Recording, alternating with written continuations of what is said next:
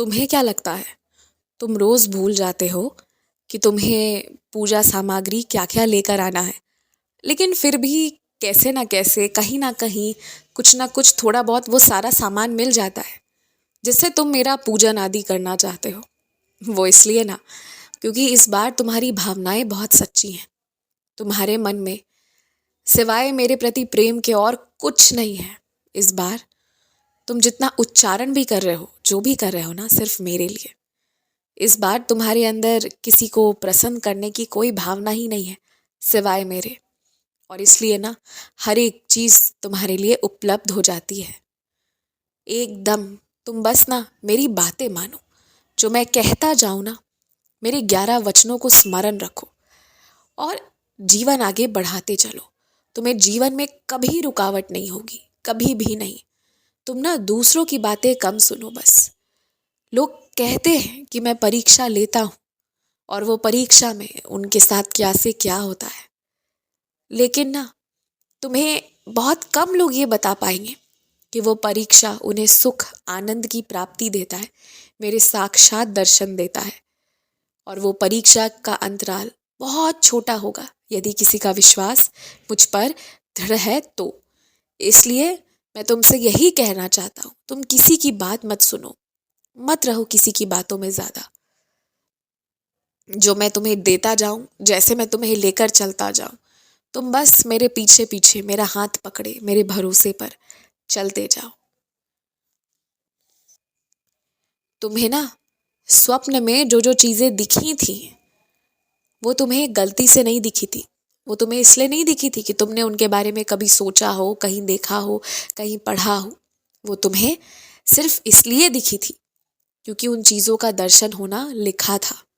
उन चीजों के माध्यम से सब कुछ स्पष्ट होना था तुम्हारे जीवन में, इसलिए ऐसा हुआ। एक बात और कहूं, तुमने आज जो चीजें संचय किया है, आज तुमने जो जो चीजें बचाई हैं, जहां पर हो तुम आज, वहां तुम अपने बदौलत हो। और मैं खुश हूं तुम्हारी स्थिति से, मैं बेहद खुश हूं। और मुझे ऐसा लगता है ना कि पूरे जीवन पूरे जीवन के लिए बात गांठ बांध लो। तुम जिस भी रिश्ते में आज बंधे हो, कल भी जो भी नए रिश्ते मिलेंगे तुम्हें, माँ बाप, बच्चों का, पति पत्नी, भाई बहन, जिसका भी, कभी किसी के लिए बोझ मत बनना, कभी भी नहीं।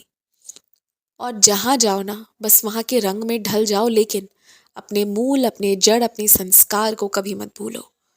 बाकी जहां जाओ, कहीं पर भी किसी को ऐसा महसूस ना हो कि तुम्हें ना कुछ चीजें अलग से चाहिए या तुम्हें अलग मेहमान नवाजी चाहिए। ऐसा किसी को महसूस मत होने दो।